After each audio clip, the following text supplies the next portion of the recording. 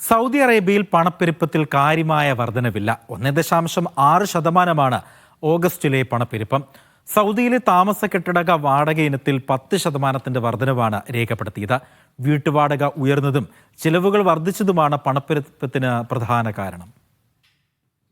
General authority four statistics പുറത്തിറക്കിയ പുതിയ കണക്കിലാണ് പണപ്പെരുപ്പത്തിൽ വർധനവ് കാണിക്കുന്നത്. രാജ്യത്തെ പണപ്പെരുപ്പം 1.6 ഉയർന്നിട്ടുണ്ട്. ജൂലൈ മാസത്തിൽ ഇത് 1.5% ഭവന വാടക ഇനത്തിൽ മാത്രം 10.7% വർദ്ധിച്ചിട്ടുണ്ട്. ഭക്ഷണപാനീയങ്ങളിൽ 0.9%, സ്റ്റോറേജ് ഹോട്ടൽ എന്നിവയിൽ 1.5% വർധനവുണ്ടായി. വിദ്യാഭ്യാസത്തിന്റെ കാര്യത്തിലും 1.6% വർധനവാണ് രേഖപ്പെടുത്തിയത്. പച്ചക്കറി വില 1.8 വർദ്ധിച്ചു.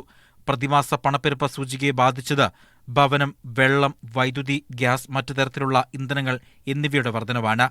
എന്നാൽ വീട്ടുപകരണങ്ങൾ, ഫർണിച്ചറുകൾ, വസ്ത്രങ്ങൾ, ഗതാഗതം എന്നിവയിൽ കുറവാണ് രേഖപ്പെടുത്തിയത്.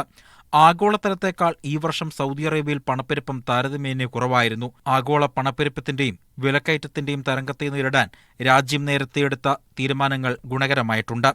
സമ്പദ് വ്യവസ്ഥയുടെ കാര്യത്തിലും രാജ്യം ശക്തി പ്രാപിച്ചു.